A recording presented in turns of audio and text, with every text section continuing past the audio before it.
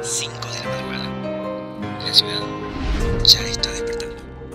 La temperatura actual, 3 grados.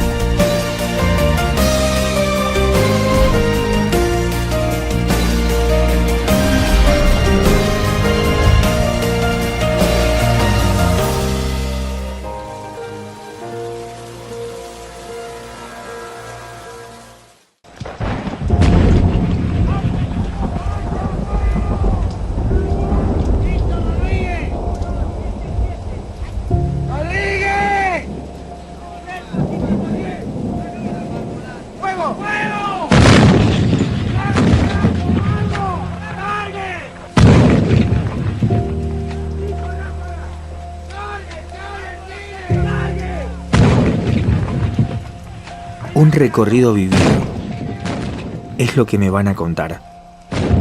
Siempre soñé con escuchar esta historia. Hoy, su historia. Este programa está dedicado a todos aquellos que cayeron en batalla y también a los que volvieron. Han pasado muchos años y aún siguen marcando muchas vidas.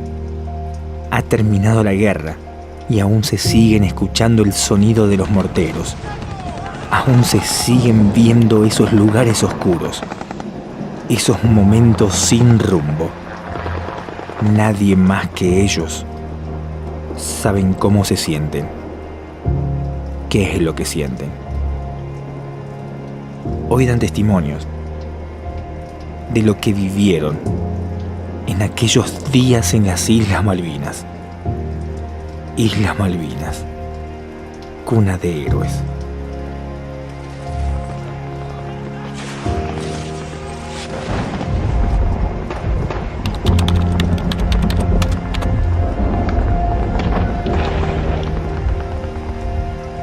Mauro, ¿acá estuviste? Sí, yo estuve acá. Recorrí este barco. 1982, febrero. Incorporado a la Armada. En marzo nos dieron destino al crucero General Belgrano, sin saber de lo que pasaría en abril, pero un hermoso barco, lo empezamos a querer desde que llegamos. Sí, tiene 8 años de chico, sus sueños de decir, bueno, de navegar, ¿viste? Me tocó en aquellos años al tener 18 años, cuando se sorteaba, se llevaba al servicio militar obligatorio. Bueno, ¿cómo fue el momento ese en el que vos te enterás que te vas? Sí, en aquella época, 18 años. Nos juntábamos con los amigos, me acuerdo que en el momento nos juntábamos los amigos a escuchar los sorteos que daban por número de documentos. Y cuando me llegó mis amigos le tocó números bajos, me acuerdo que esperábamos el mío y me llegó el 920 y decíamos, bueno, Armada. Y era una alegría, una felicidad saber que nos íbamos a otro lugar, a conocer otros lugares, a conocer el mar, a navegar. Y así, bueno, fui incorporado a la Armada como soldado conscripto, con 18 años, a cumplir con el deber de servir a la patria. En ese momento no sabíamos nada de lo que iba a suceder. Bueno, llegado el momento del 2 de abril, estábamos en Puerto Belgrano cuando nos contaron que tomaron las islas, recuperamos nuestras islas, y ahí fue toda la preparación para salir a patrullar, ¿no? Las Islas Malvinas. ¿Cómo fue el momento ese en el que te dijeron tenés que ir a las Islas Malvinas? No, ese día fue una mezcla de sensaciones, ¿no? Uno quiere navegar, uno quiere conocer otras cosas, otros lugares, pero saber que se va a un lugar a donde estaba en conflicto te genera sensaciones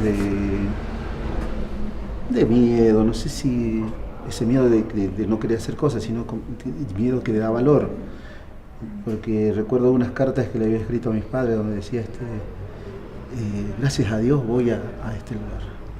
O sea, como que estaba agradecido de poder hacer este servicio a la patria, sí, sin saber, como te digo, sin saber lo que iba a suceder.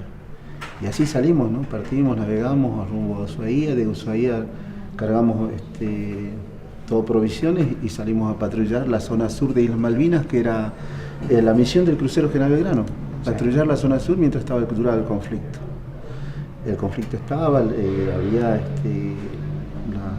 los buques enemigos estaban acercándose a Malvinas, venían, y bueno, el crucero General Belgrano la misión era patrullar toda la zona sur. Mi destino dentro del crucero era sala de máquinas, sí, y ahí servía el servicio diario. Me recuerdo que mi puesto de combate era ayudante justo en esta torre, sí, antiaérea. O sea, durante los días que transcurrían, que ya había estado el conflicto antes del 2 de mayo, que fue el hundimiento, sí, todos los días eran prácticas, ¿no? Zafarranchos, que se llamaban en ese momento, zafarranchos de combate, de abandono, de incendio, por si pasaba, entonces uno tenía, sí, que estar preparado. Bueno, en los combates me tocaba ir acá, en el incendio me tocaba estar en otra parte, y el trabajo diario durante las guardias. Oscar, ¿y cómo fue el momento ese cuando te enterás que te vas a Malvinas? Mira, la verdad que cuando nosotros nos enteramos, la verdad que pasaba cosas que estaba después del 2 de abril, que todavía no sabíamos que habían tomado Malvinas y todas esas cosas. Me acuerdo que estaba haciendo la conscripción yo en Puerto Belgrano, en la compañía Ingeniero Anfibio, y nosotros nos llevaban a hacer las partes de embarcos de municiones, pertrechos al Cabo San Antonio. Sí. Así que teníamos idea más o menos de que íbamos a ir a algún lugar, pero no sabíamos dónde. Y no nos daban la información en mi carácter de Colima, así que no nos daban la información referente a dónde íbamos a ir o dónde íbamos a estar. Sí. Íbamos un par de veces, fuimos y volvimos a la compañía. Y una noche ya estábamos alistados, me acuerdo, estábamos alistados con bota, todo el equipo de patrulla que teníamos, las mochilas todo llenas, casco, correaje, todo. Y nos despiertan como a las 11 de la noche, porque dormíamos vestidos, nos despiertan a las 11 de la noche, nos tocan los pitos y empezaban a salir todo al pie de la cama, hacer formación, salimos para afuera, nos cargan en los camiones. Nos llevaron hasta la base Comandante Espora, y de la base Comandante Espora nos cargan en un Hércules TC-130, la chancha comúnmente como le dicen, y bueno, y volamos en eso como a partir de la 1 de la mañana, y yo calculo que antes de las 3, 6 de la mañana estuvimos llegando a Malvinas.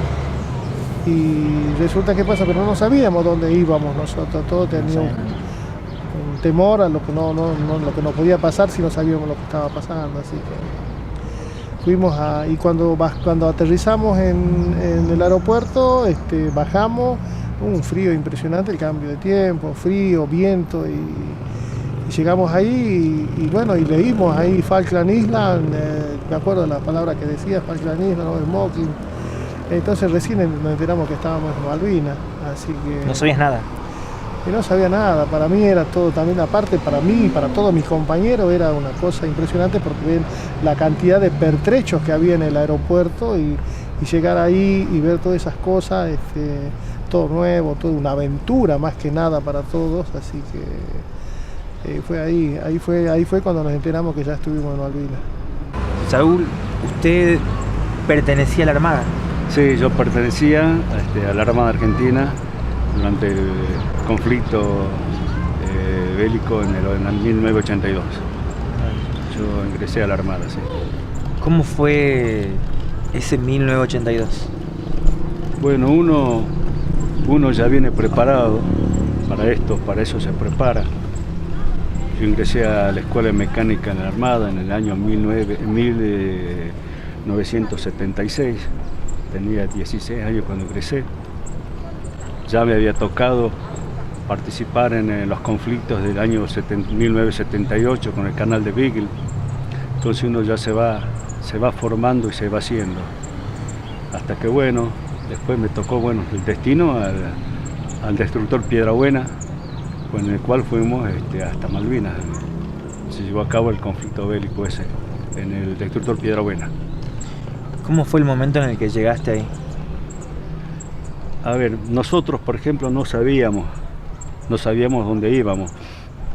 Tal es así que nosotros salimos a navegar una semana antes, supuestamente a verificar unas cosas en Malvinas que decían que había problemas con buques pesqueros, y fuimos hasta la zona, y el 2 de abril habíamos llegado nosotros, un día después, 3 de abril, hasta Malvinas. Ya habían tomado Malvinas, pero se pensaba que todo se acababa ahí. Así que de ahí volvimos nuevamente al continente. Volvimos al continente y cargamos munición ya de guerra. Ya sabíamos que no era un ejercicio, ¿no? Que ya cuando empezás a desembarcar la munición de ejercicio y reemplazarla por la munición de combate, ya sabés que algo había. Pero aún así todavía no en ningún momento nos dijeron a nosotros lo que iba a pasar. Así que salimos, ya a mitad de camino ya suponíamos lo que iba a pasar. Llegamos a Ushuaia juntamente con el destructor Buchar y el crucero Belgrano. Ahí hicimos agua, y si hacer agua significa cargar agua, porque eran buques viejos, no teníamos como los modernos ahora que tienen destiladores. Claro. Entonces se hizo agua, se hizo combustible y zarpamos. Ya la orden era ir a Malvinas. Sí. ¿Cómo fue el momento ese de notificarlos a todos y decirles que van a Malvinas? No, ya cuando cargamos la munición de guerra, como dije hace rato, sí, ya sabíamos, ¿no? Ya veníamos, pero ya se sabía, así que hicimos, como te digo, agua, combustible y provisiones en Ushuaia, y salimos ya para las islas. Y entonces ya estaba prevista una reunión de los 3 comandantes en Islas de los Estados, sí, donde se iba a tomar las decisiones, qué es lo que iba a pasar. A todo eso, cuando pasábamos por Puerto Williams, que es un puerto chileno, sí, ya nosotros habíamos captado las radios chilenas, donde los chilenos avisaban que pasábamos nosotros, que ya estábamos saliendo, que se le informaban a los ingleses que estábamos saliendo nosotros, ¿no? Escuchamos clarito por radio que decía: sale Toro 1, Toro 2, Toro 3. Toro 1 era el crucero Belgrano, Toro 2 éramos nosotros y Toro 3 el Buchar, el otro destructor. Sí. Entonces informaba a los chilenos ya, que están saliendo. Así que le informaron a los ingleses que salíamos nosotros. Nos siguió una lancha inglesa hasta que llegamos de los Estados. Entonces ahí informaron también a los chilenos que estábamos en Islas de los Estados. Así que desde el principio ya los chilenos le informaban nuestros movimientos navales a la flota o a la fuerza inglesa. Mirá. En Islas de los Estados llegamos ahí y se hizo la reunión de los 3 comandantes, donde quedaron de acuerdo qué iba a pasar si uno de los buques iba a ser torpedeado. Si torpedaban 2 buques, qué iba a ser el que quedaba, o si eran 3, bueno, pero el que quedaba, la idea era salir de la zona de exclusión, porque sabíamos que ya uno que tocaban iban a buscar otros 2. Claro. Así que bueno, fue esa noche y ya zarpamos esos últimos días de abril ya para Malvinas. Y bueno, ahí empezamos a ingresar a la zona de Malvinas con mucha tempestad. Esa zona es así. Y bueno, todos preparados, ¿no? Eran constantemente ejercicios de combate, ejercicios de abandono, ver, charlas, en caso de quemaduras, y ya nos íbamos preparando ya, es decir, el buque te da tiempo para todo eso, ¿no? Sí. Pero ya uno ya sabía en caso de torpedeo, en qué balsa le tocaba irse, con quién, cuántos, y se pasaba un listado, es decir, vos está abandono, son 20 acá, bueno, los 20 tienen que estar ahí. Y se paró, este es un ejercicio que se iba preparando mientras íbamos para Malvinas.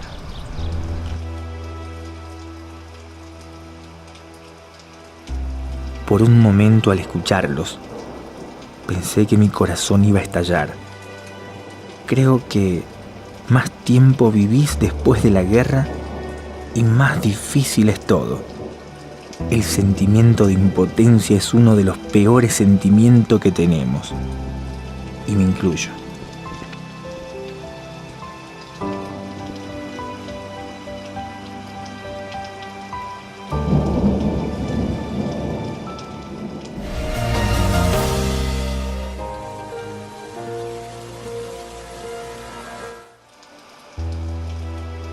Fue el mayor desastre y dejó un legado de dolor. Se habían perdido buenos amigos. Habían visto cosas horribles. Pero pareciera que nadie se da cuenta. Que nadie quiere ver lo que han sufrido. Es un dolor que nunca se van a poder olvidar. Nunca van a dejarlo de lado. Lo que pasaron en la guerra no se lo saca nadie.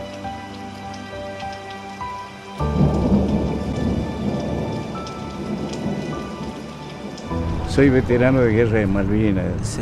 Mi nombre es Alfredo Oropesa, soy oriundo de Mina 9 de Octubre. Pertenecí al grupo de artillería de defensa aérea 601 de la ciudad de Mar del Plata. Mi participación en Malvinas fue como jefe del grupo de seguridad de la segunda sección de la batería A.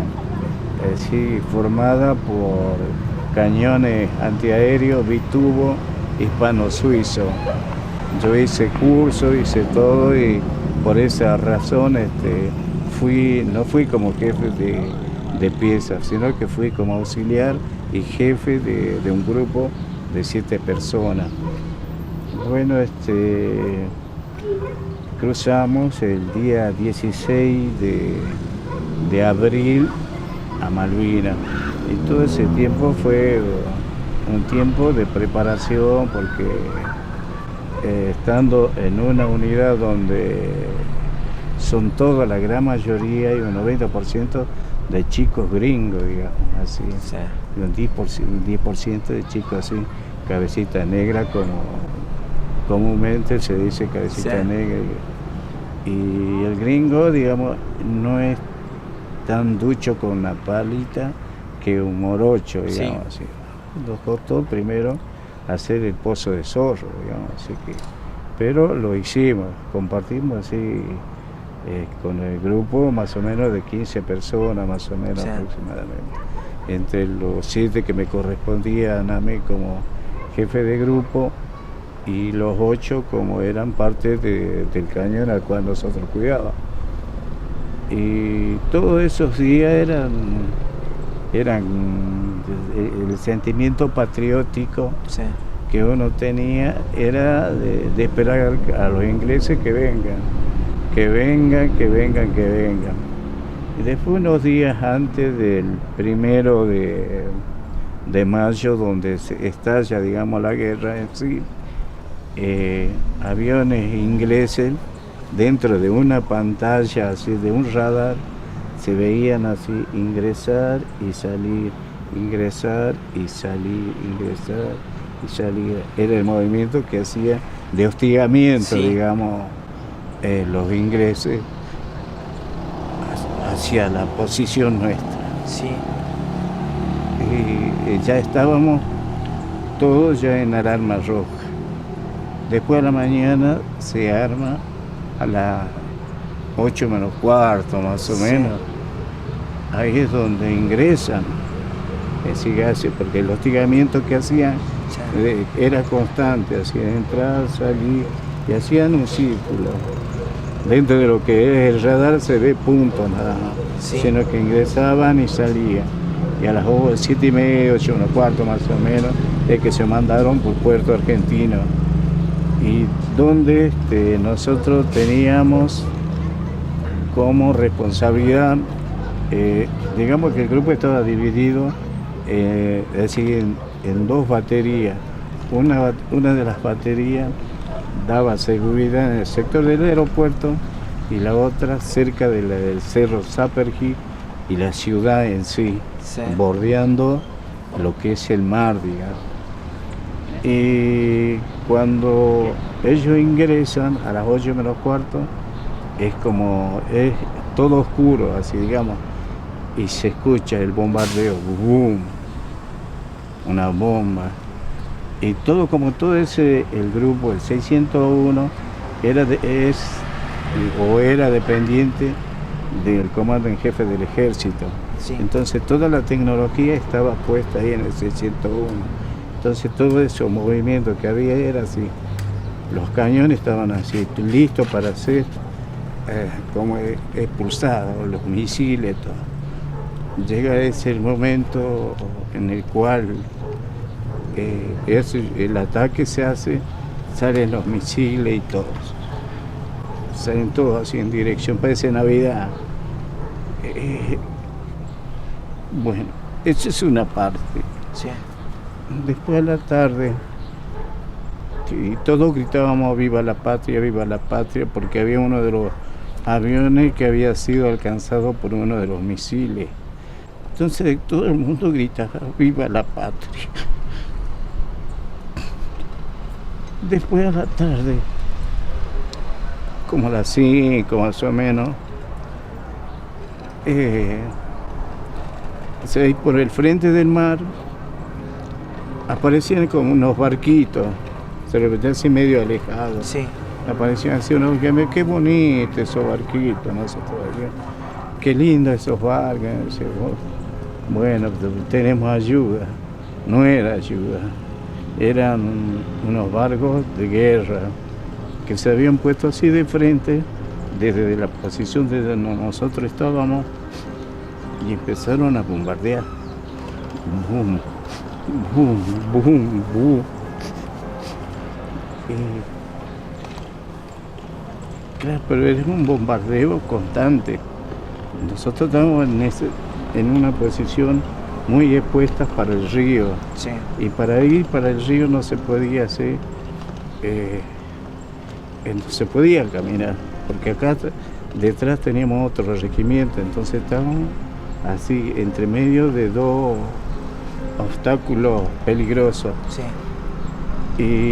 Y el bombardeo era constante. Y justo uno de los bombardeos, una de las bombas, digamos, llega ¿cómo es? Llega a dar a uno de los radares más grandes que tenía el ejército, que abarcaba casi como 500 kilómetros, 304 o 400 kilómetros, pero lo habían puesto en una posición muy que no simulaba nada. Entonces ellos como la inteligencia de ellos eran sacar todos los obstáculos que le iba a hacer daño. Entonces era el aeropuerto primero y después los radares que estaban a la vista. Claro. Y ese explotó ese. Y ahí es donde fue que yo vi que la guerra había empezado, pues, y se había roto, es decir, había explotado un Unimog. Y ahí estaba la posición de un amigo, y yo lloraba por un amigo que hoy por hoy ya no lo tengo. Sí. Y era de apellido Castro, pobrecito, murió ya. Tengo muchos amigos muertos. La guerra destruye a mí mi vida, me la destruyó por completo. Yo no tengo vida, a veces soy como muerto en vida. Yo no salgo, no tengo salida, es muy feo vivir lo que se vive, por más que yo lo veo así a mis compañeros reírse y comer, no todos. Mis hijos, ahora te voy a contar, no quiero Sí, está bien. continuar. Está bien, te voy está a bien. comentar de Sus de hijos, mis hijos. se debe sentir muy orgulloso de usted. Solamente es orgullo, pero de saber de que yo lo que he sufrido, ninguno lo sabe, ninguno lo sabe.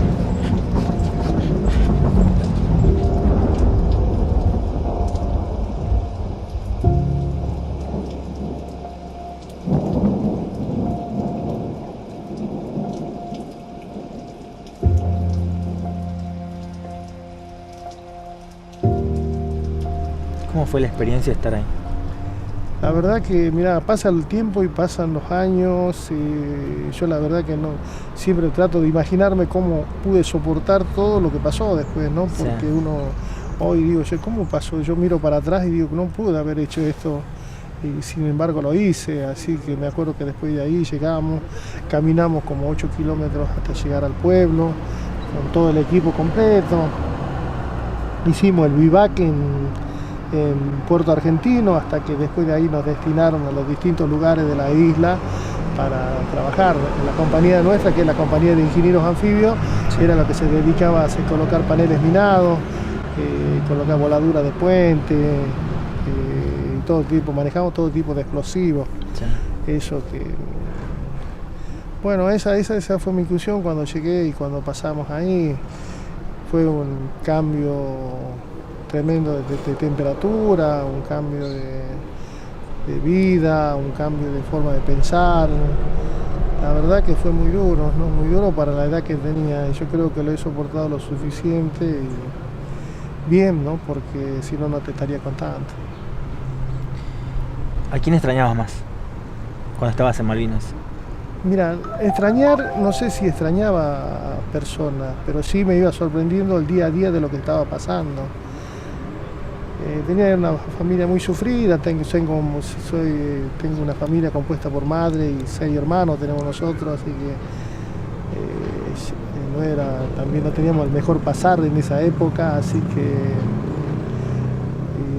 no había la comunicación que hay hoy, así que por ahí no era sino el tiempo, siempre trataba de sobrevivir de la mejor manera para volver, eso era lo que me pasaba, lo que me llevaba, pero siempre tuve el espíritu muy alto, siempre me he caracterizado por ser así, mi forma de ser es que vamos a ir muy positivos hoy en la vida. Sí. No solo antes de ir a Malvinas, después de ir a Malvinas y cuando volví, y sigo continuando mi misma manera de pensar. Yo creo Sí. que a la vida tenés que enfrentarla y enfrentarla de la mejor manera, y es cuando te van dando soluciones, y ahí a los problemas tenés que también darle vos las soluciones, y nadie te lo va a dar. Así que fue así que me llevó a estar en Malvinas. No tenía primero conciencia de lo que iba a pasar y de lo que estaba pasando, hasta que en su momento, cuando fuimos a trabajar, fuimos a colocar paneles minados, y Sí. el cabo principal Ojeda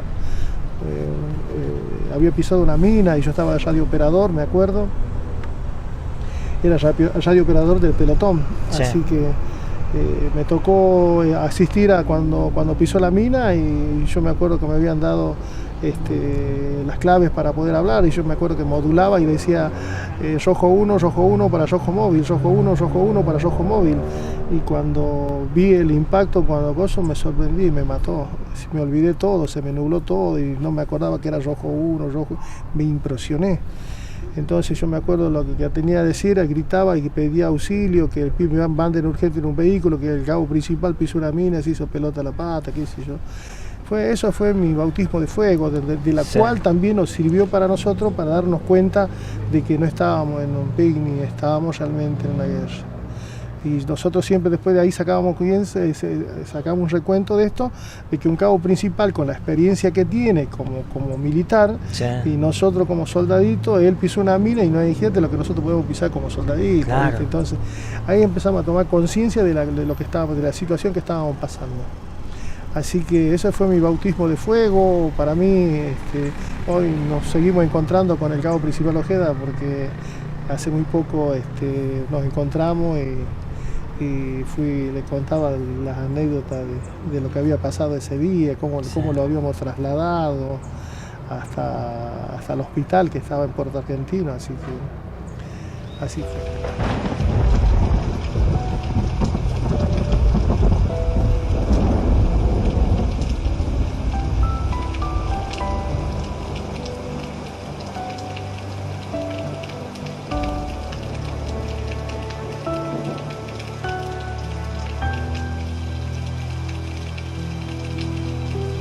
El Gobierno de la República Argentina, ampliando lo informado por el Estado Mayor Conjunto, en su comunicado número 15, hace saber, primero, que a las 17 horas del día 2 de mayo, el crucero Ara General Belgrano fue atacado y hundido por un submarino británico en el punto situado a los 55 grados 24 minutos de latitud sur.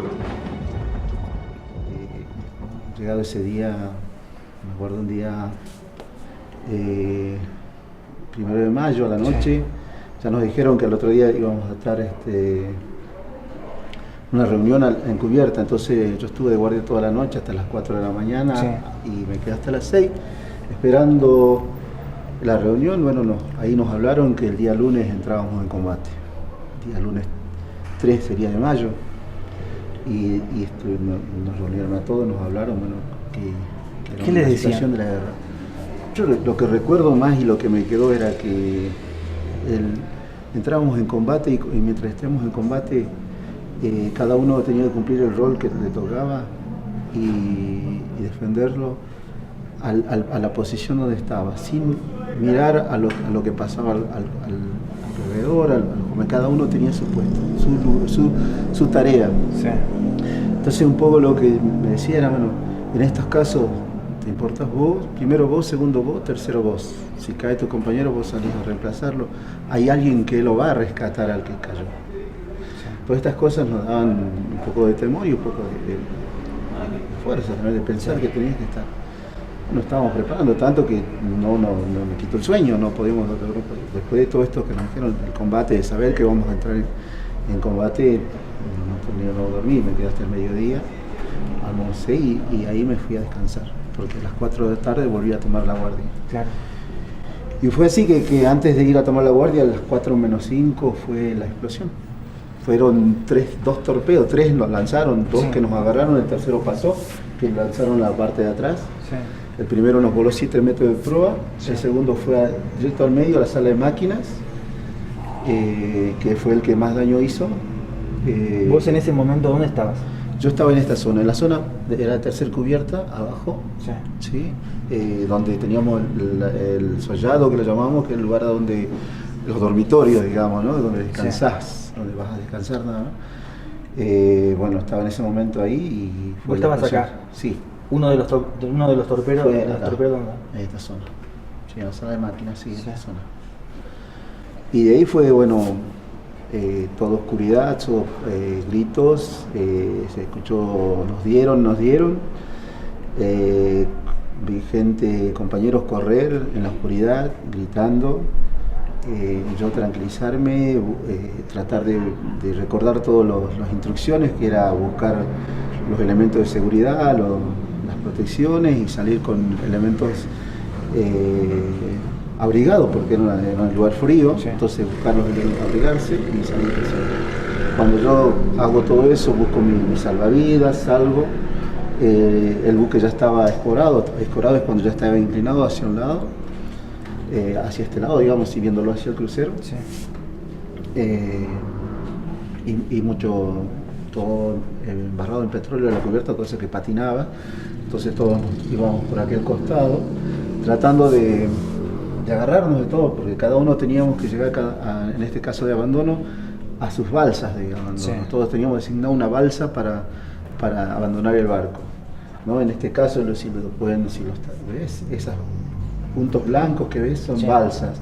Esa balsa lo vamos a ver en aquel momento, allá, esa es la balsa, capacidad de 14 personas, otro elemento. Entonces yo tenía designado, creo que la última balsa de este lugar. Hasta ahí tenía que llegar yo, todos teníamos que estar cerca de la balsa. Cada uno ya tenía una balsa, su lugar en una balsa. Sí, todos teníamos nuestra balsa de abajo.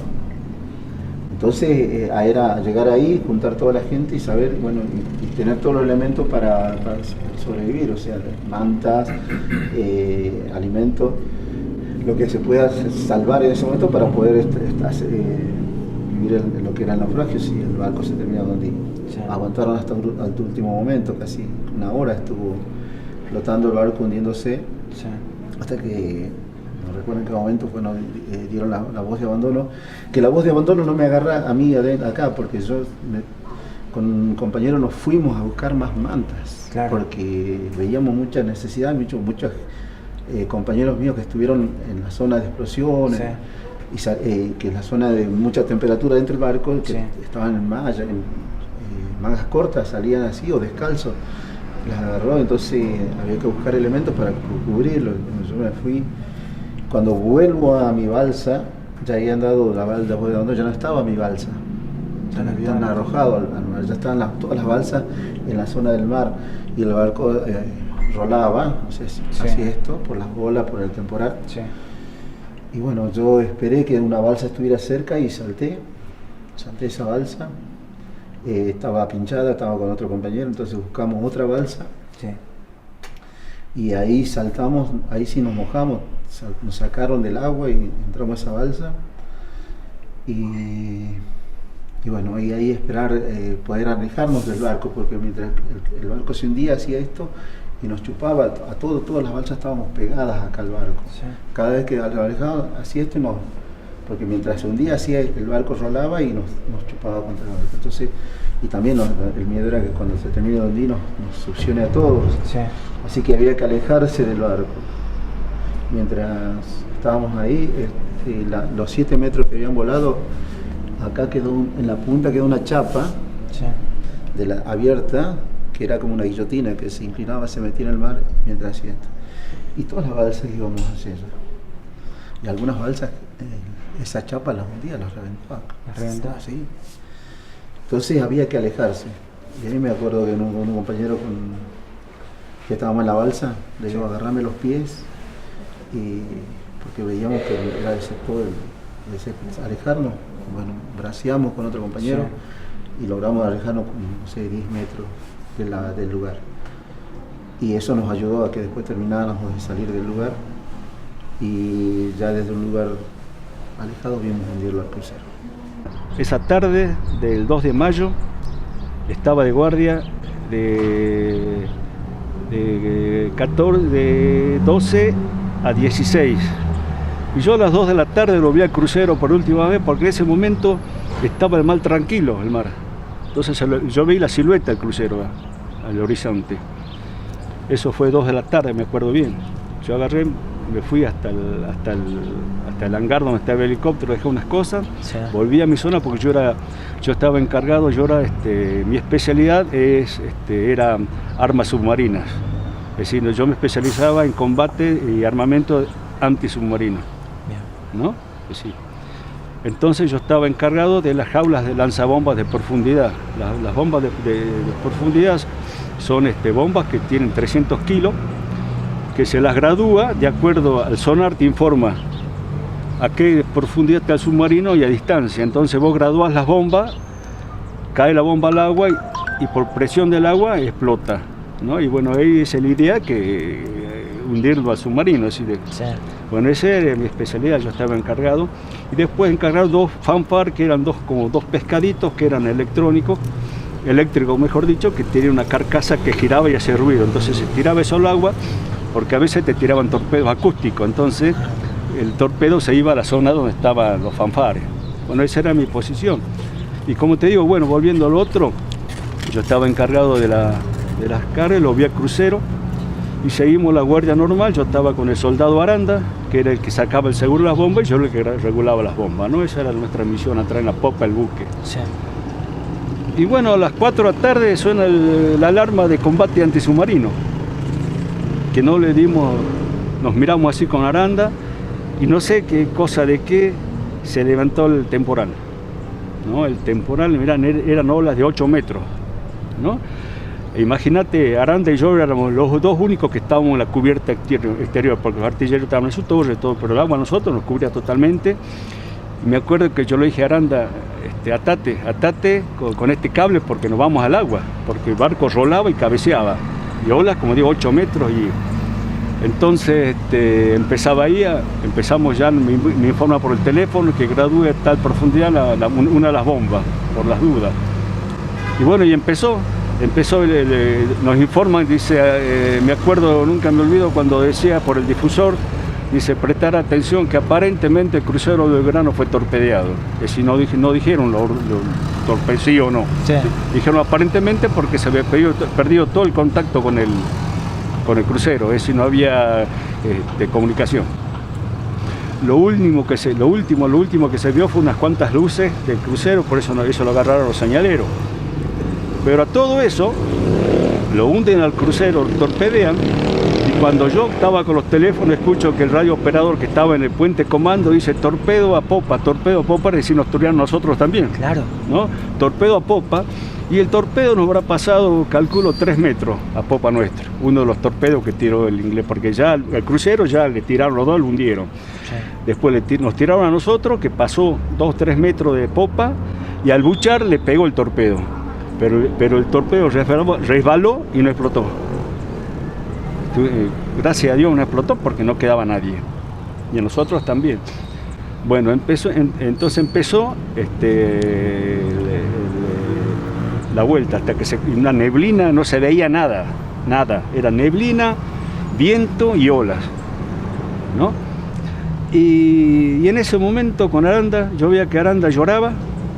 Y le digo, pará, quédate tranquilo, que no, yo también tenía ganas, te digo la verdad, yo tenía miedo, sí. Yo también tuve miedo, y me dio ganas de llorar, y no podía llorar porque el soldado era mi subalterno, yo no podía llorar, no debía llorar. Claro.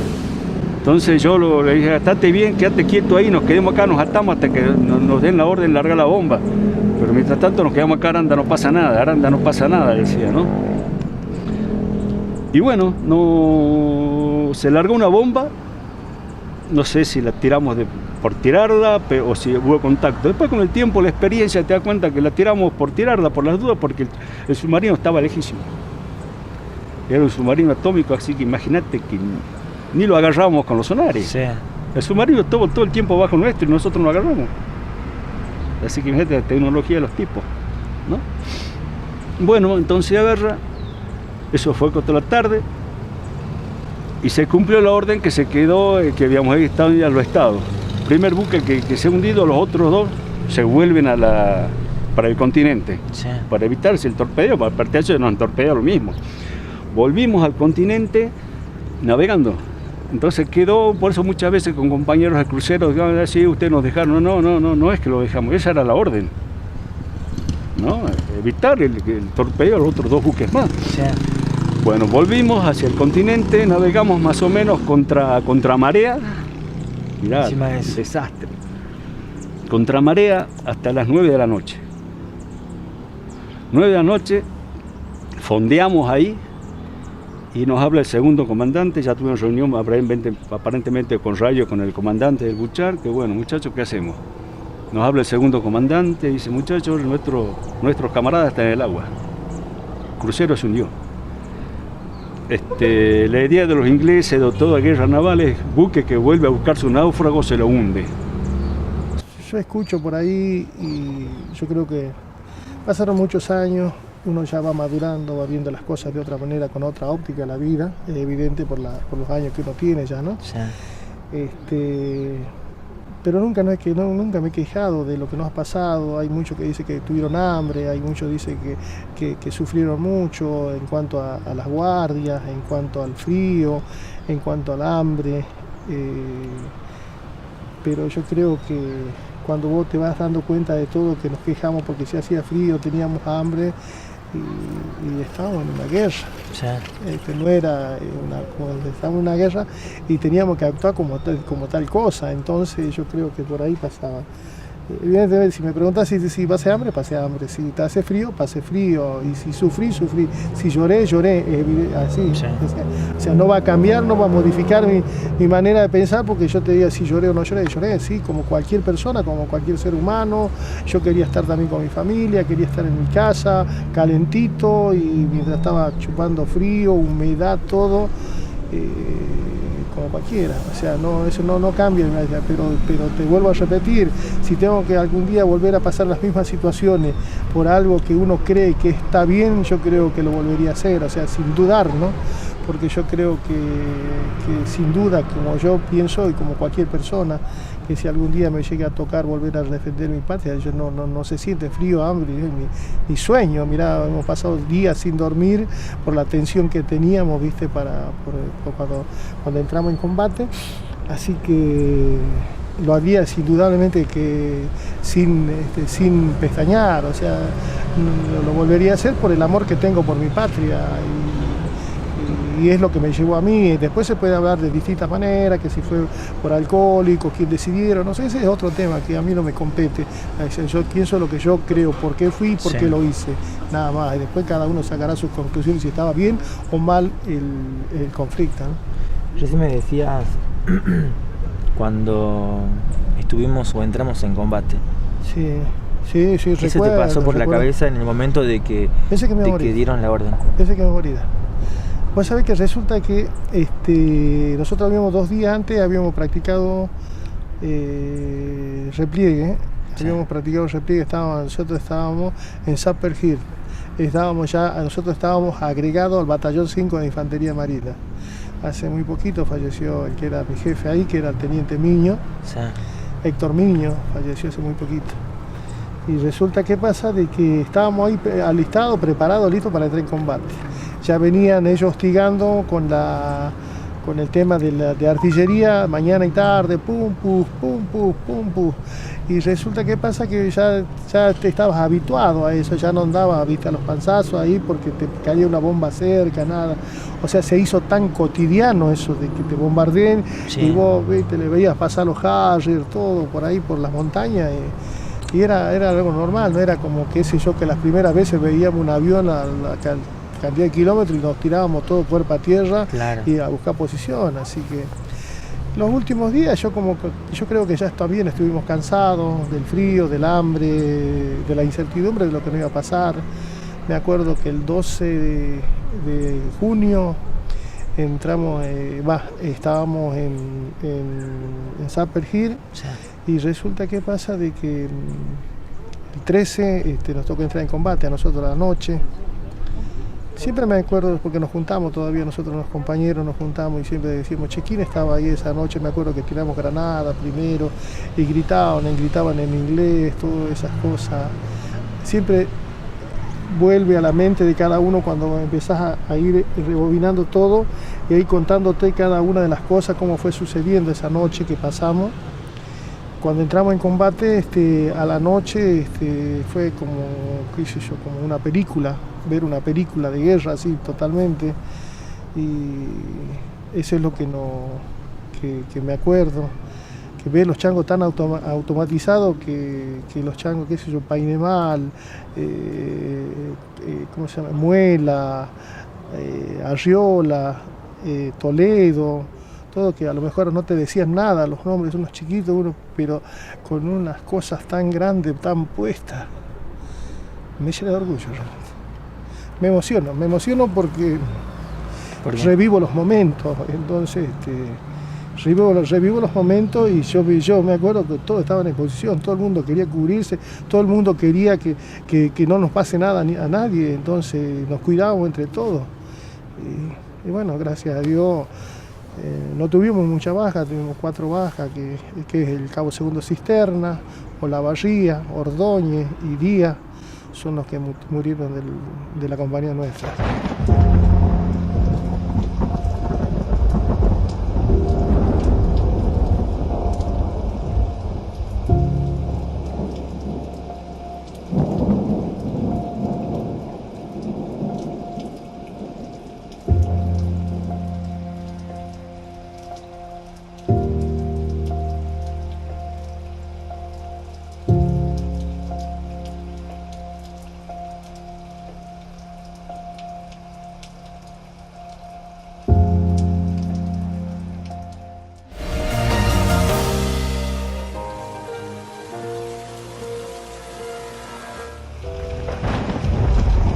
la pregunta que nos hacíamos es: ¿dónde estábamos? ¿Por qué lo único que había era agua y tierra? Todos juntos, muy emocionados. Todos juntos, amigotes. Estábamos en Malvinas. Éramos chicos. Éramos adolescentes.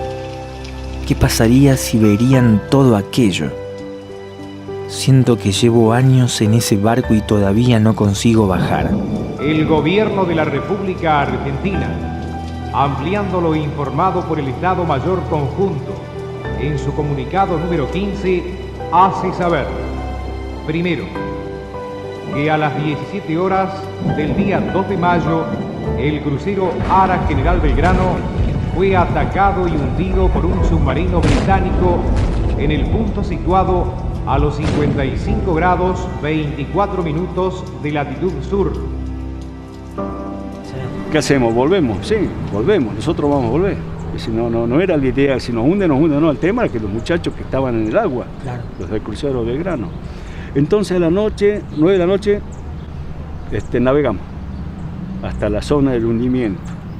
Navegamos 4 horas más, pero volviendo a la zona del hundimiento. Sí. Entonces ahí dice el segundo, bueno, empieza la búsqueda y vamos a prender todas las luces, pase lo que pase. Si nos tiran, pero si nos tiran y nos vamos abajo, nos vamos a ir sabiendo de que intentamos rescatar a alguien. Sí. Y prendimos las luces del buque, todas las luces externas y después los reflectores que ya mayores que ya empezaban a buscar por el agua a ver si había algo. Y no había nada. Buscamos toda la noche, 4, 5, 6 de la mañana hasta el otro día y nada. Se encontraba cajones, petróleo, colchonetas, cosas que flotaban que eran del crucero, pero los náufragos no había ninguno. Que si no había balsas, nada, ni una balsa. Entonces seguimos buscando toda la tarde, toda la noche y el segundo día a las 10 de la mañana pasa un avión Fokker de la Armada. De unos 10 de la mañana. Nos informa que a tal latitud y tal longitud están las balsas. La corriente se las llevó a las balsas. Imagínate que eso fue a las 10 de la mañana, el informe ese que nos dieron. Pusimos proa a la zona esa, llegamos a las 2 de la tarde, así que imagínate todo lo que era. Todo lo que se la llevó el temporal a las balsas. 2 de la tarde divisamos la primera balsa. ¿Sí? Divisamos la primera balsa, se tiró el rescate, el nadador, había un solo sobreviviente, había una persona en esa balsa. Cada balsa tiene una capacidad para 30 personas, ¿no? Había uno solo y estaba congelado.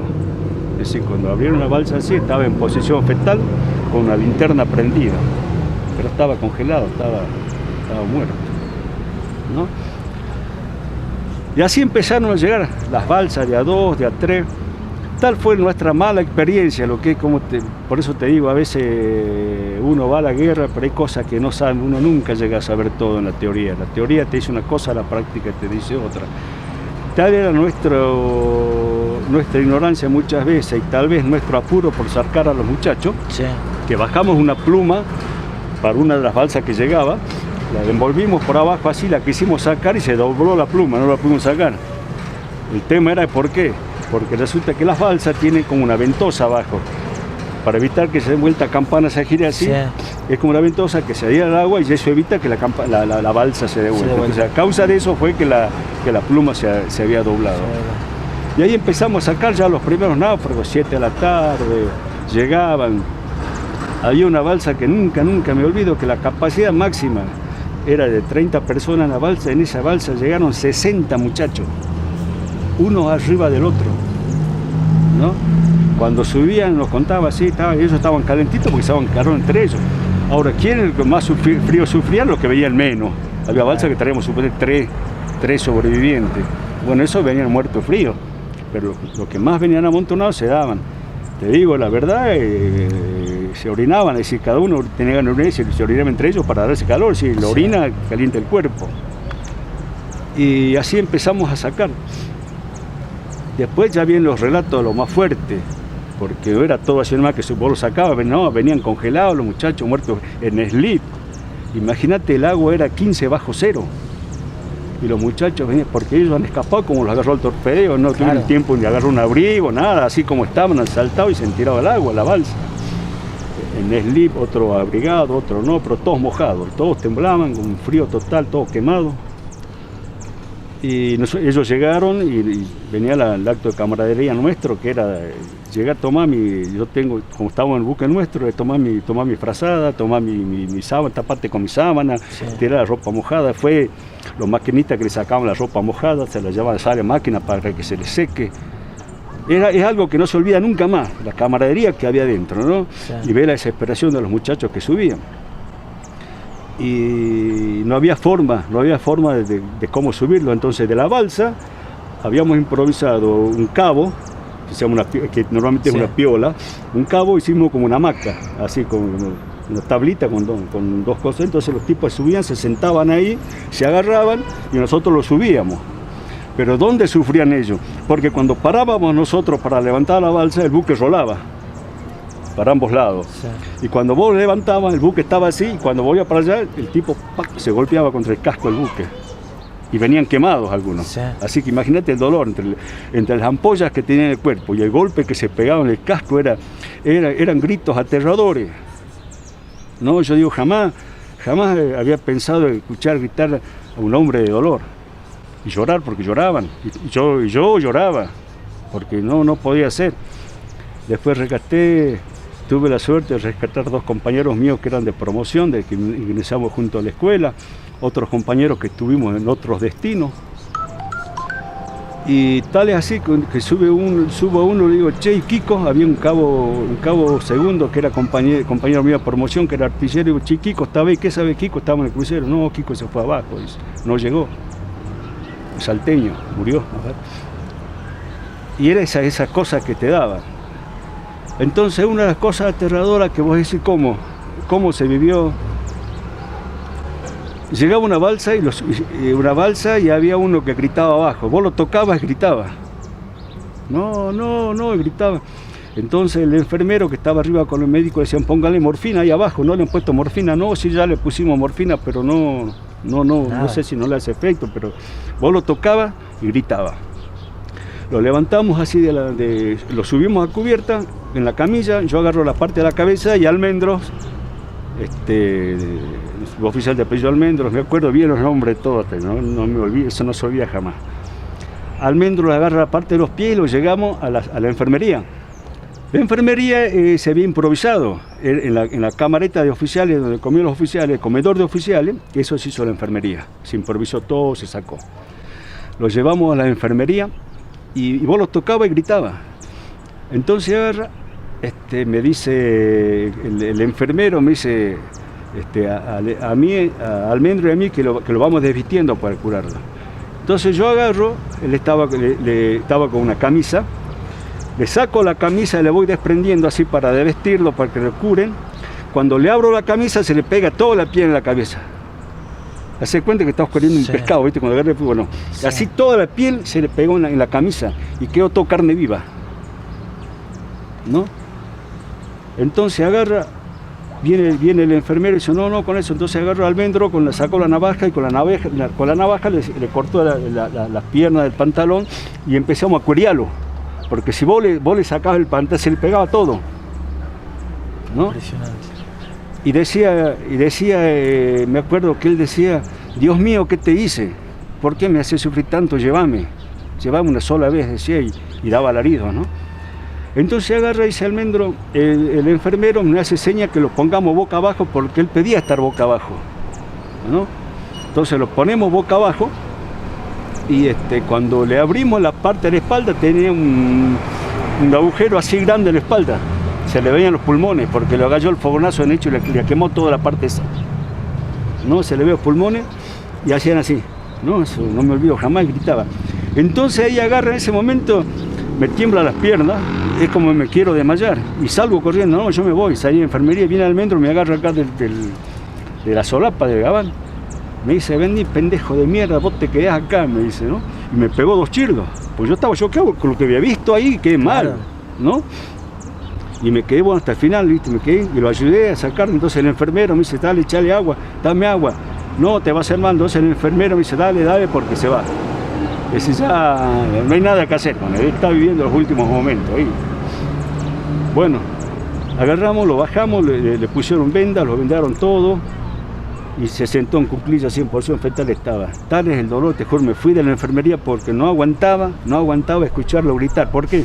Porque él estaba sentadito ahí, el buque rolaba y él rodaba y se golpeaba contra el mamparo.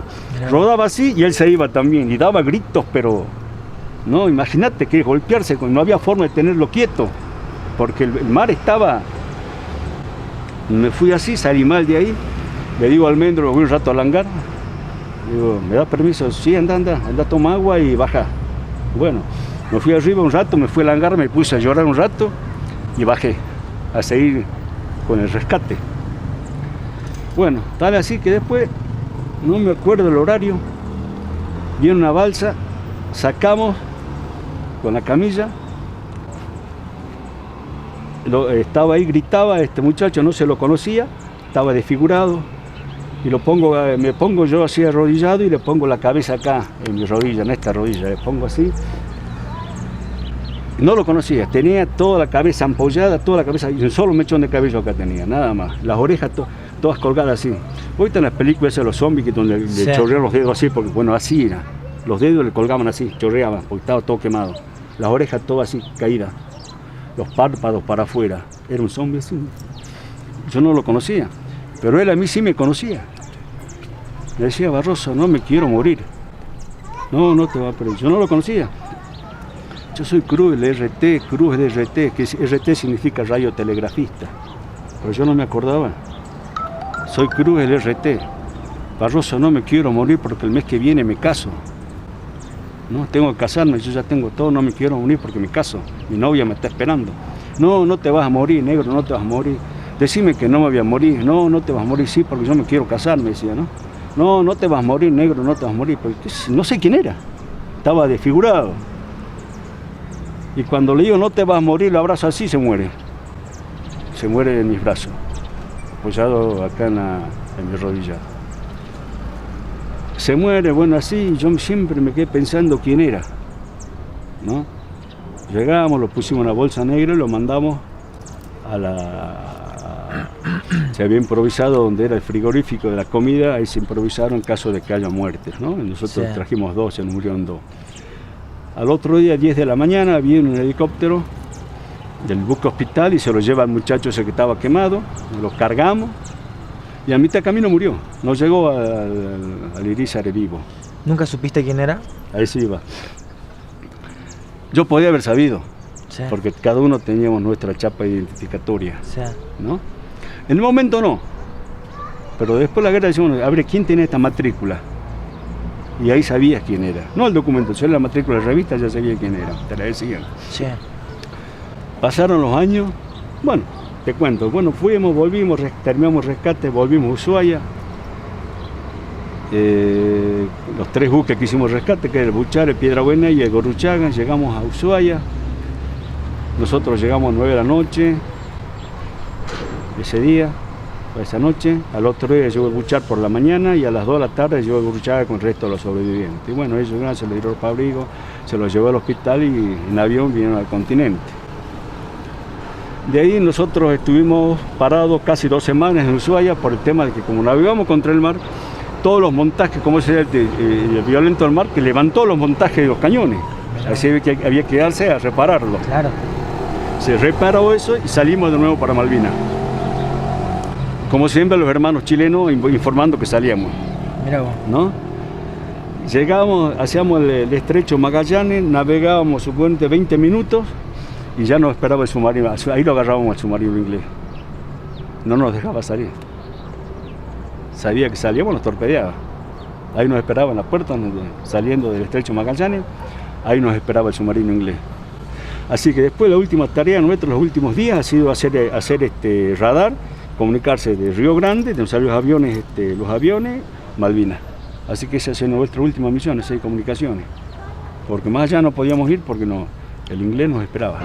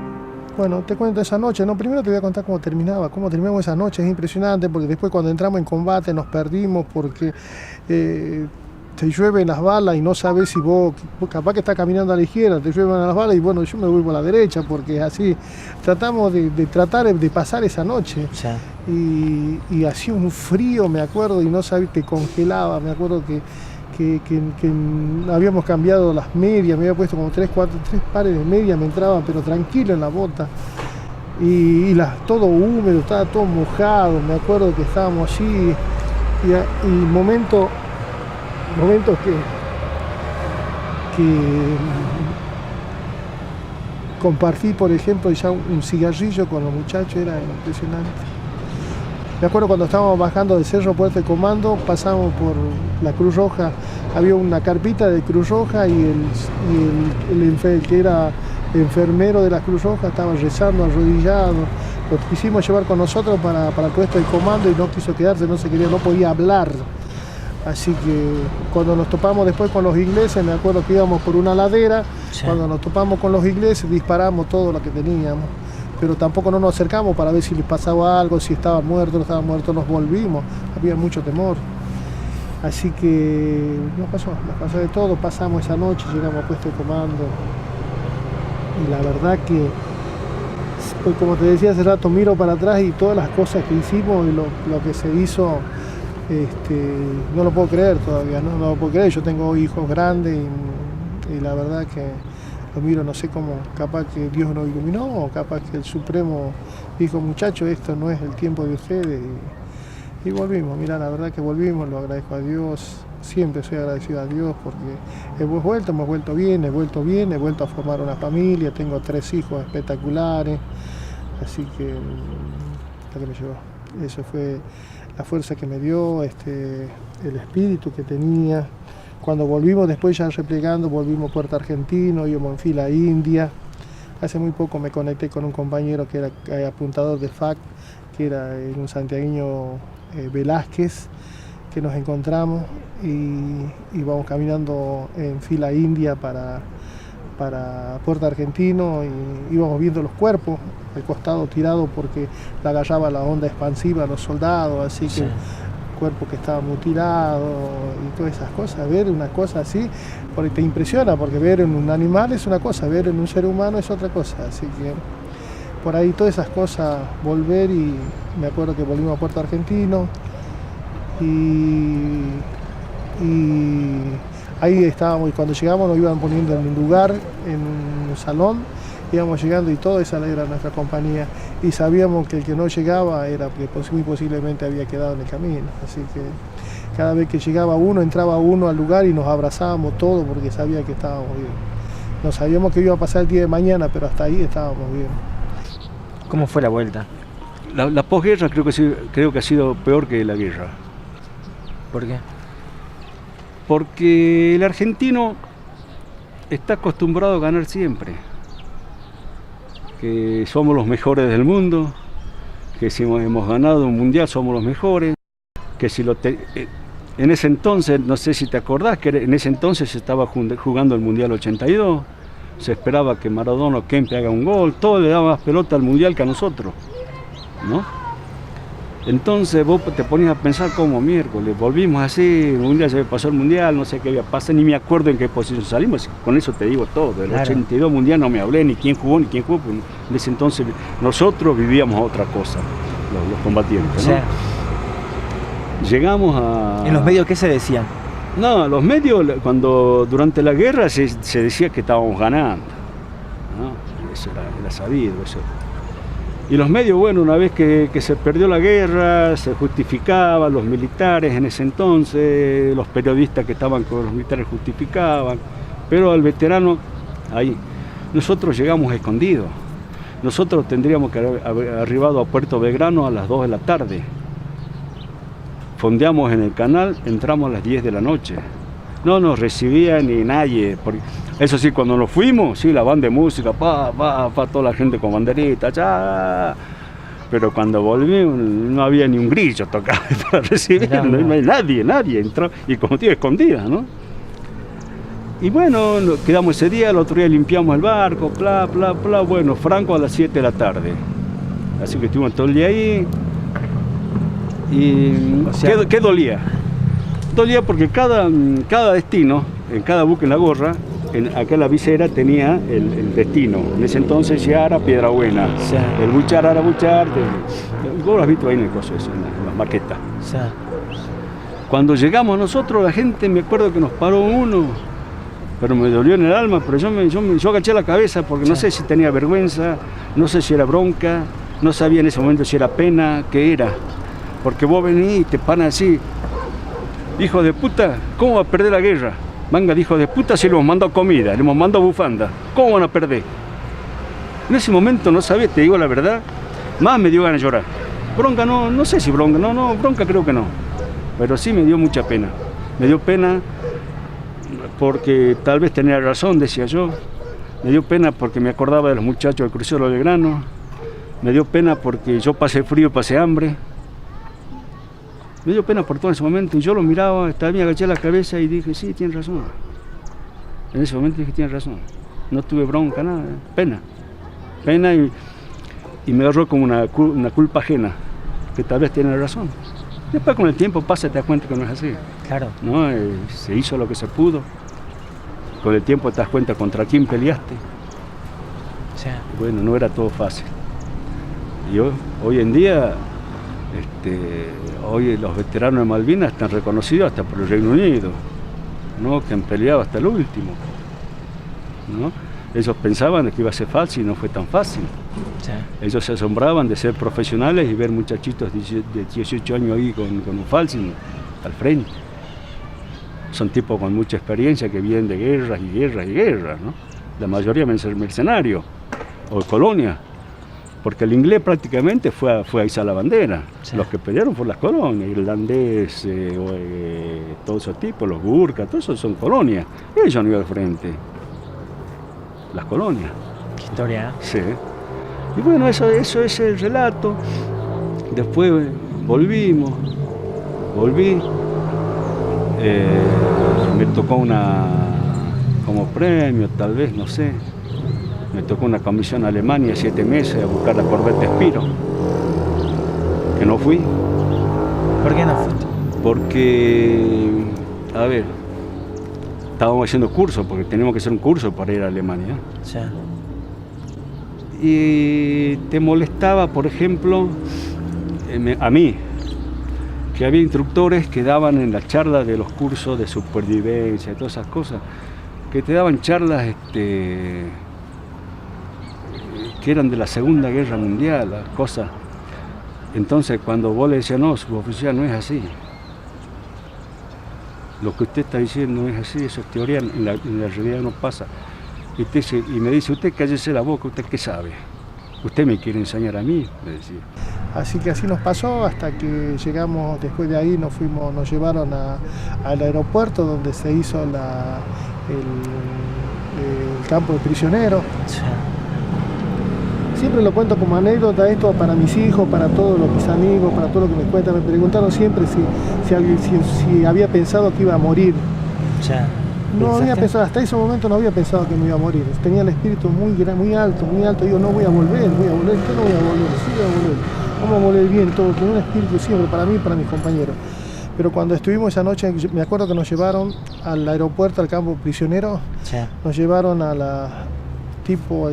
oscurecía como a las 6 de la tarde, se ponía oscuro.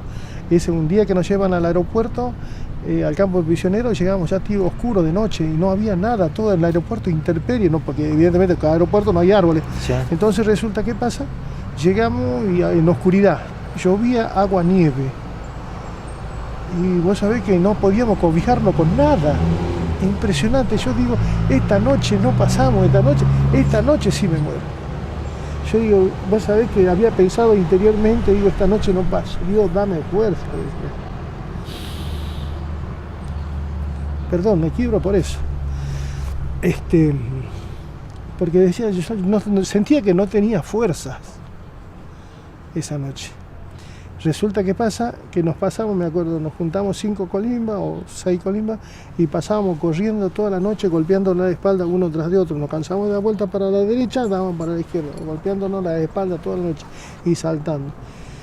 Yo creo que fue la noche más larga de mi vida. Y yo creo que esa noche pensé que iba a morir. Pero no por la guerra, sino por el congelamiento, estaba entregado. Y siempre recuerdo estas cosas, porque es bueno recordar lo bueno, lo malo, y es lo que a mí me pasó. Eso pasó hasta que pasó esa noche, pasamos a la otra noche, llegó la Cruz Roja Internacional, se hizo cargo del aeropuerto de Cruz Roja, nos repartieron comida, abrigo, y yo creo que ahí sabía que estaba vivo. Después yo tuve la suerte de volver en el Almirante, en el buque hospital, en el Almirante Irizar, en el Bahía Paraíso vine yo. Sí. Hasta Punta Quilla, de Punta Quilla nos llevaron al aeropuerto de Río Gallego y de Río Gallego Puerto Belgrano, y ahí terminó mi curso, la verdad. Saúl, el después de la guerra. Sí. El primer momento que agarrás, apoyás la cabeza en la almohada. Sí. ¿Cómo fue despertarte y levantarte al otro día? Después de la guerra ya he vuelto. Y pensaste, yo sentí orgullo todavía de militar, porque yo me vine de baja, me vine después, a fin del 86, después de la guerra. Pasaron 4 años, después me vine de baja. Y era el orgullo, ¿no? El orgullo de haber ido, de charlar con compañeros que no fueron, ese compañeros de promoción, ¿no? Que entramos juntos a la escuela, Sí. o tuvimos otro destino juntos que ellos no fueron. Y sentarse en una camareta a tomar mate y contarle tu experiencia. Entonces entonces yo me sentí orgulloso que cómo te escuchaban, ¿no? Y a veces me preguntaba cómo no nos agarraron nosotros como instructores la fuerza, cómo no prepararon a lo que realmente tomaron la vida, tal, lo que estuvieron, y pasarle esa experiencia a los otros, ¿no? Siguieron con lo mismo. Es más, la fuerza nos marginó, no sé por qué. Tengo un compañero mío que es jujeño, que es José Arraya, que él desembarcó con Malvinas, él se me baja y le era comando anfibio.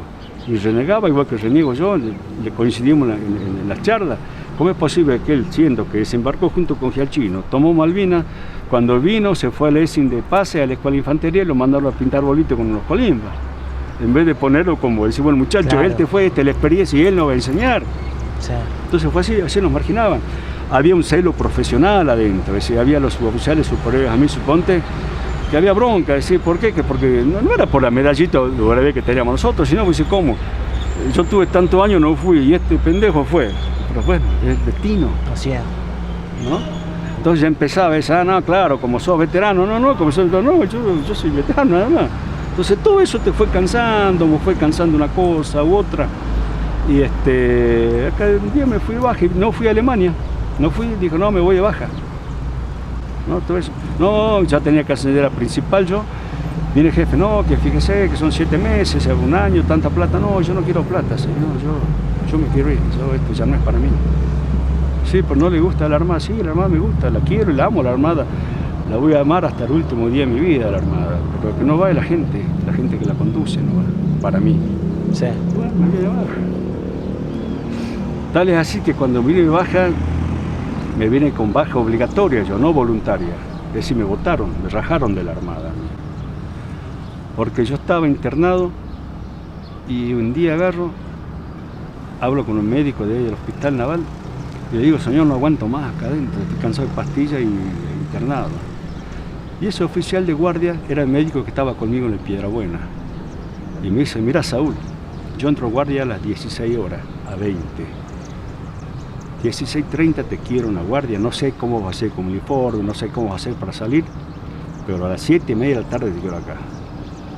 Sí, señor. Te digo la verdad, le robé el uniforme en Colimba, el uniforme de marinero se lo robé, sí. Me presté un documento, préstame que es para sacar unas cosas en la cantina, mentira, era para escaparme. Salí por la guardia, el oficial me miró, me dijo así, 7:30, y me fui con el documento robado y el uniforme robado. Agarré, me vine a dedo, desde Puerto Belgrano hasta Buenos Aires, y me fui a la casa de mi vieja, haciendo dedo porque venía con uniforme, te levantaba. Claro. De la casa de mi vieja estuve 2 días y me vine a Jujuy, 3 meses me escapé. 3 meses estuve desertor. A los 3 meses volví y me fui a Puerto. Ahí me esperaron, me hicieron una ceremonia como para espectacular, ¿viste? Considerando la falta gravísima cometida por el cabo armas submarinas Saúl Barroso, se le destitución y baja, me han sacado la jineta, listo y paradito, 4 meses calabozo y 1 año y medio de prisión. Eso fue el premio que me dieron por haber ido a Malvinas. Mauro, ¿y cómo fue el momento del rescate? Bueno, una vez que se hundió el crucero, fue un silencio, y de ahí algunas de las balsas, muchas de las balsas nos llegamos hasta la zona donde se generó la succión. Sí. Algunas lograron atarse entre ellas, la nuestra no, y quedamos a la deriva. Esa noche fue de mucho sufrimiento, digamos, en el caso del frío, el mareo, los vómitos, porque era lo que hacía que tantos movimientos del mar, el mar estaba picado. Superamos esa noche, al otro día el sol, el frío, las olas, la soledad, pasaron los días, yo fui rescatado el día lunes a la noche, sí. O sea, martes a la madrugada, casi ya, que nos avistaron. Bueno, el aviso Gurruchaga, un barco chico de rescate que salió a buscarnos, nos rescató, nos llevó a Ushuaia, donde nos pegamos un baño porque estábamos todos bañados en petróleo y algunos con principio de congelamiento de los pies, de las manos por el frío, porque eran 20 grados de sensación térmica, ¿no? Y todos mojados, así que bueno. Y ahí fue que se hicieron las identificaciones de todos los sobrevivientes. No sé en qué momento mi nombre no quedó registrado, entonces desde acá mi familia preguntaba y buscaba a los sobrevivientes y no figuraba, entonces y no había ese contacto telefónico que hay ahora, entonces no podías tener esa comunicación.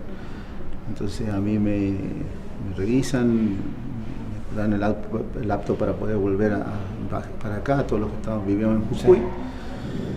Nos ponen en un colectivo y nos envían a casa para acá, pero yo sin saber que en mi casa no sabían que yo estaba, tanto que mi madre habían hecho un altar, porque ya le decían, bueno, ya no hay sobrevivientes, y los que están rescatando en este momento en adelante ya son fallecidos. Entonces ya en mi casa me daban por fallecido, por muerto, desaparecido, porque muchos de los cuerpos no los encontraron. Entonces yo llego tipo 6 de la mañana, acá me acuerdo sobre la ruta, y me deja el colectivo, llego caminando a mi casa, yo vine en Santa Bárbara, y a las 6 de la mañana le toco la puerta de mi madre y me dice, y sale a atender y me dice quién es Mauro, y casi se desmaya porque ellos ya habían hecho un altarcito adentro con velas, todo con imagen, pensando que yo no volvía. Y por la gracia de Dios vine puedo estar contando, ¿no? Cosa que muchos de mis compañeros esto de la guerra no es nada bien bueno para el ser humano, ¿no? Porque todos sufrimos de distintas maneras, todos quedamos sufriendo, todos quedamos con heridas. Y bueno, ya son 36 años desde lo que pasó, que aún quedan, ¿no? Uno contarte esto todavía duele. A pesar que pasó muchos años, uno lo recuerdo todavía. No lo duele.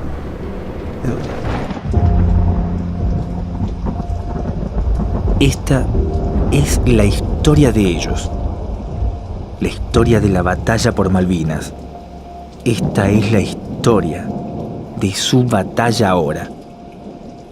Es muy difícil las heridas, es muy difícil, pero las heridas que sufrieron estos chicos no se van más. Ellos que escuchaban sobre la cabeza el relincho del mortero, ellos que olían la letrina del espíritu que tocaba el temblor de la piedra como un corazón desesperado. Ellos son los que aún permanecen en cuclillas, los que a veces se siguen arrastrando por las noches, los que todavía sueñan con regresar algún día a vivir su vida. Ellos son grandes héroes.